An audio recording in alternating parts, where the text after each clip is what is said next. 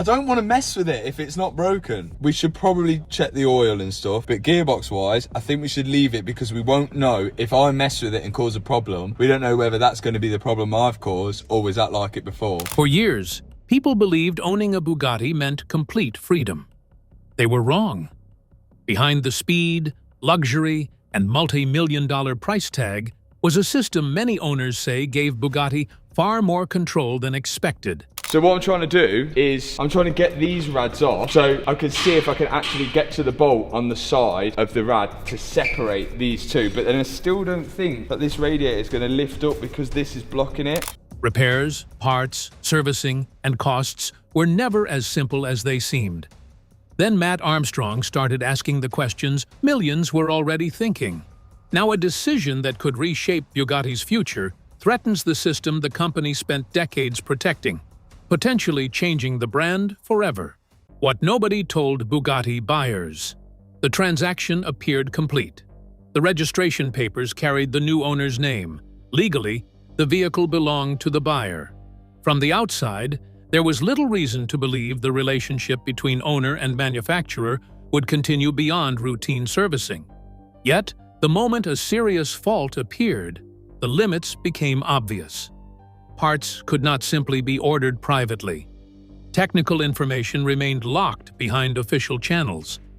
Diagnostic software was generally available only through authorized facilities, meaning the vehicle often had to return to the manufacturer's approved network before even basic troubleshooting could begin. Independent specialists, regardless of their experience, found themselves excluded from key aspects of the repair process. Every practical route eventually led back to the same gatekeepers. For many owners, this was where expectations collided with reality. Purchasing the vehicle did not automatically grant unrestricted access to the information, tools, or components required to maintain it. The ability to decide how, where, and by whom the car would be repaired remained significantly constrained. This structure was never presented as a commercial strategy. Instead, it was justified as a technical necessity. The company pointed to engineering complexity, quality control, safety standards, and the unique demands of maintaining one of the world's most sophisticated automobiles. Those explanations carried technical merit. Hypercars operate under conditions that leave little room for error, and specialized servicing is often essential. But regardless of the reasoning, the practical outcome remained the same. After the sale, effective control continued to rest largely with the manufacturer.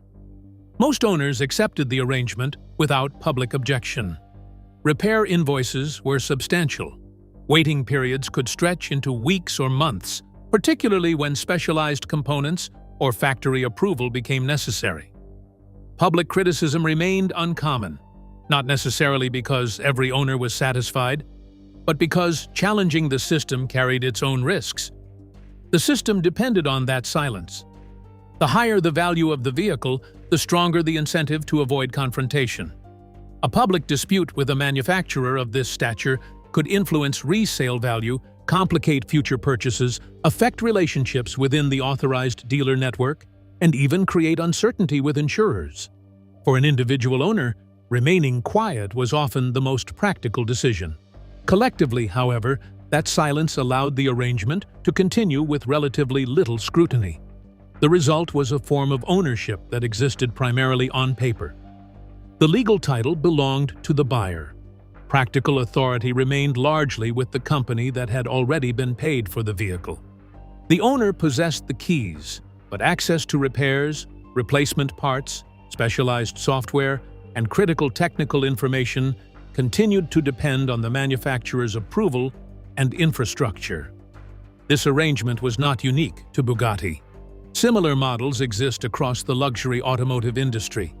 What made Bugatti stand out was the combination of multi-million-dollar purchase prices, strict post-sale restrictions, and growing public accounts from owners, technicians, and independent repair specialists. As the financial stakes grew and the limitations became more visible, broader questions about ownership and control became harder to ignore.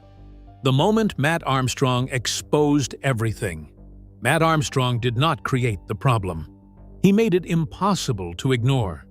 When he took on a heavily damaged Bugatti Chiron and later a troubled Veyron, the project quickly became about more than rebuilding two of the world's most expensive hypercars. It exposed what happened when an owner attempted to step outside the manufacturer's preferred repair process. The response from official channels was direct. Requests for certain parts were refused unless the vehicles entered the authorized service network. Access to critical components remained tied to the manufacturer's own procedures. The message was difficult to misinterpret.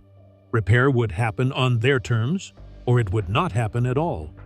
What made Armstrong's experience different from that of many previous owners was not the obstacles themselves. It was what he chose to do with them. Instead of keeping the conversations private, he documented the process in extraordinary detail. Every delay, every unanswered question, every setback, and every unexpected requirement became part of a public record. Viewers watched as conversations looped back on themselves, simple requests became lengthy negotiations, and legitimate attempts to source components encountered repeated barriers. Millions of people were suddenly watching a process that had rarely been visible outside an exclusive circle of owners and authorized dealers. One of the most striking moments was not mechanical at all. It was the realization that a legal owner could still be unable to purchase certain components for a vehicle already registered in their own name without complying with the manufacturer's conditions. To many viewers, that distinction mattered. Ownership appeared complete in legal terms, yet practical control remained subject to restrictions imposed after the sale. The videos quickly became about more than entertainment. They evolved into documentation. What audiences witnessed was not simply the drama of restoring a damaged hypercar. They were watching the public exposure of a system that had operated for years behind the privacy of wealth, exclusivity, and discretion. Many owners had encountered similar frustrations, but relatively few had any incentive to discuss them publicly. Armstrong changed that dynamic by placing every obstacle in front of an audience, numbering in the millions. That visibility altered the conversation. The documentation removed one of the system's greatest protections, obscurity. Once enough people could observe the same pattern unfolding repeatedly, the explanations became harder to accept without further scrutiny.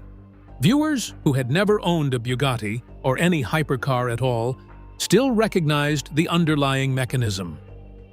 Restricted access to parts, limited repair options, mandatory service pathways, heavy dependence on manufacturer-controlled information.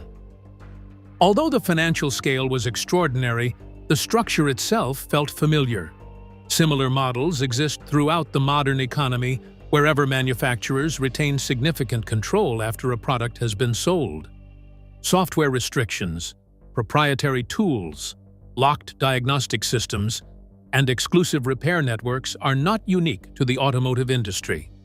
They appear in consumer electronics, agricultural equipment, industrial machinery, and numerous other sectors where information asymmetry allows manufacturers to maintain influence long after the initial purchase. The Bugatti examples attracted attention because the restrictions were unusually visible and the financial stakes were exceptionally high. Armstrong's decision to record every obstacle transformed private inconvenience into public evidence. That evidence traveled further and faster than any formal complaint process could have managed. Rather than relying on isolated stories or second-hand accounts, viewers watched events unfold in real time.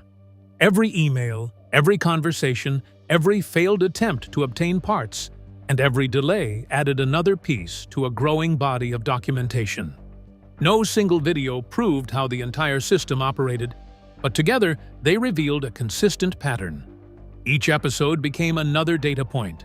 Over time, those data points formed a coherent picture of what owners could encounter when they attempted to operate outside the authorized framework. By making that process visible, Armstrong did more than rebuild two Bugattis. He forced a conversation that had remained behind closed doors for years, making it increasingly difficult for the broader industry to pretend the underlying questions no longer existed. What they found under the badge. The deeper fracture appeared during the work itself. Significant components carried part numbers that traced directly to ordinary Volkswagen Group vehicles. The airbag system provided the clearest example. Technology used across high-volume production cars had been wrapped in the language of exclusivity and treated as restricted knowledge once installed in a Bugatti. Artificial scarcity had been constructed around shared engineering. The performance of the finished vehicle remained real. The monopoly on maintenance did not require the same level of uniqueness to justify itself. Once that fact entered public view, the claim that only factory-trained technicians in specially equipped facilities could safely handle these systems lost much of its persuasive force. The discovery was not merely technical, it was narrative. For years, the brand had cultivated the idea that its cars existed in a category so advanced that ordinary rules of ownership and repair could not reasonably apply. Shared part numbers undermined that claim. They suggested that a substantial portion of the restricted ecosystem was a commercial choice rather than an unavoidable engineering necessity. The distinction matters a great deal.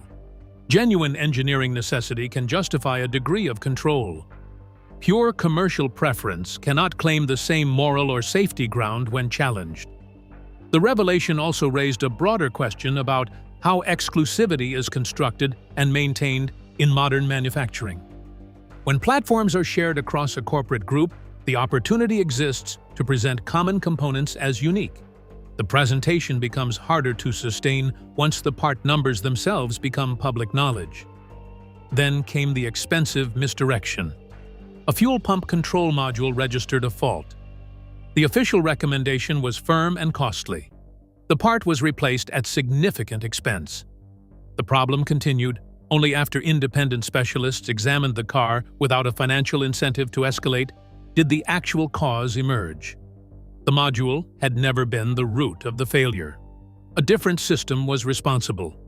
The high-cost replacement had been unnecessary from the beginning. When diagnosis and revenue sit in the same closed loop, and external verification is blocked by policy, the path of highest margin becomes the default path. Weeks turn into months. Money disappears. Trust erodes. The owner is left with a repaired invoice and an unresolved fault. This pattern is not unique to one brand or one model year. It appears wherever information asymmetry is extreme, and the customer has limited practical ability to seek a genuine second opinion. In the hypercar segment, the asymmetry is simply more pronounced. The diagnostic tools, the proprietary software access, and the parts supply chain are all concentrated in the same hands. The owner who wants an independent assessment faces structural barriers that owners of ordinary vehicles rarely encounter at the same intensity. The financial consequence is only part of the damage. The higher and more lasting cost is the erosion of the relationship between the person who paid for the car and the organization that continues to control its future. Once that relationship is defined primarily by necessity rather than by choice, the meaning of ownership itself is diminished. The repair that exposed the truth. Mark McCann's Veyron followed the same architecture with striking precision. A transmission fault produced an official recommendation to replace the entire gearbox. The quoted figure sat firmly in 6 figures. McCann rejected the binary choice of paying the sum or abandoning the car. He located independent engineers who still practiced systematic, methodical diagnosis rather than immediate high-cost replacement. The actual fault was a fuse, a component that cost less than a single decent meal. Months of pressure, uncertainty, and the looming threat of financial devastation were resolved by something most people would overlook in a parts catalog. This was not a rare technical error committed by one careless technician. It was the predictable result of a closed system operating according to its internal incentives. Vague initial assessment, expensive default solution, captive customer with limited alternatives. High probability that the customer would eventually comply rather than continue fighting the process. The fuse story is powerful precisely because it is so ordinary. It does not require specialized engineering knowledge to understand. A simple component failed. The official pathway skipped thorough testing and moved directly toward the highest cost intervention available. Independent specialists performed the basic investigative work that should have occurred at the outset. The difference in outcome was measured in tens or hundreds of thousands of currency units. When outcomes of this kind become public and repeatable, the system's internal logic is laid bare. The logic prioritizes control and margin over rapid, accurate, low-cost resolution. That prioritization is rational from the manufacturer's perspective, for as long as the customer has no viable alternative. It becomes difficult to defend once alternatives exist, and the public can clearly see the difference in results and in cost. When a third owner described the same sequence of restricted information, blocked parts access, and prolonged circular delays, the coincidence argument collapsed under its own weight. Different cars, different model years, different locations. Identical underlying structure. The system was not malfunctioning in these cases. It was operating exactly as it had been designed to operate. The repetition across independent cases is the critical element. Isolated failures can always be attributed to individual error, difficult circumstances, or unusual complexity. Repeated patterns that appear across multiple owners, multiple vehicles, and multiple years point instead to architecture. Architecture is deliberate. It reflects incentives, formal and informal policies, and the long-term absence of external pressure strong enough to force meaningful change. By 2026, the volume of documented cases had made continued political inaction increasingly difficult to justify. Lawmakers were presented with primary evidence rather than abstract grievances or theoretical arguments. The core question they faced was straightforward and difficult to evade. Does the person who paid in full for the vehicle actually own it in any meaningful sense? Or does the manufacturer retain effective control indefinitely after the point of sale? Europe answered that question with legislation. The day the rules changed. The regulation that took effect today requires manufacturers to make defined categories of technical information available to independent repairers. Genuine parts must be obtainable through channels that extend beyond the authorized dealer network. Safety protocols can no longer function as an absolute and permanent barrier to ownership rights. The purpose of the regulation is not the elimination of dealer networks or the destruction of specialized expertise. It is the removal of the legal ability to convert exclusivity into a permanent post-sale profit mechanism that leaves the owner with no realistic alternative. For Bugatti and similar manufacturers, the change is structural rather than cosmetic. The long-standing assumption that an owner could be forced back into the official system at any moment, on the manufacturer's terms, no longer carries the same legal force. The law does not guarantee that independent repair of these vehicles will immediately become straightforward, rapid, or inexpensive. The cars remain complex. Specialized knowledge, proper tooling, and experience will still be required. What the law removes is the legal monopoly that previously prevented genuine competition from forming in the first place. Competition, once it is permitted to exist, exerts a form of pressure that pure monopoly never generates on its own. One significant consequence has received less attention than the immediate headlines surrounding the legislation. For years, the secondary market quietly priced in the risk of service lockout. Older Veyrons and early Chirons that had left the factory network carried a noticeable discount relative to equivalent cars with continuous official history. Buyers understood that future maintenance could become disproportionately difficult, slow, and expensive once a car was regarded as outside the system. That risk premium is now legally reduced. Independent access to technical data and genuine parts is no longer merely theoretical. Residual values of cars previously considered problematic because of their service history are likely to adjust over time.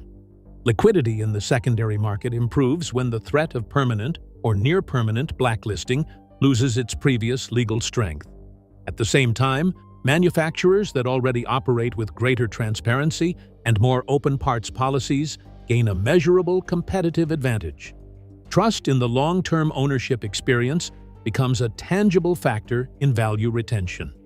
Brands that treated owners more like long-term partners than like captive sources of future revenue now hold a clearer structural position in a market that is beginning to price freedom of maintenance. Bugatti spent years defending short-term service margins through control of information and supply. The broader market is beginning to price the longer-term cost of that strategic choice. The adjustment will not be instantaneous or uniform across every model and every region, but the direction of travel is already visible. Vehicles that can be maintained more freely by a wider range of competent specialists become more attractive to a larger pool of potential future buyers. That increased attractiveness translates eventually into value. What happens next? Change will not be immediate or complete. Manufacturers will adapt to the new legal environment. New procedural requirements and administrative barriers will appear. Safety arguments will continue to be raised, some of them entirely legitimate, others more convenient than necessary. Yet the foundational legal assumption has shifted in a lasting way. The manufacturer no longer holds an unchallenged right to dictate the entire subsequent life of a vehicle after the point of sale has been completed. Mat Armstrong and the other owners who documented their experiences did not rewrite European law by themselves. They made the real-world cost of the previous arrangement visible at a scale, and with a clarity that could no longer be dismissed or ignored. The sustained documentation removed the privacy and discretion that the old system required in order to function smoothly. The legislation that followed removed the legal protection the system had previously enjoyed.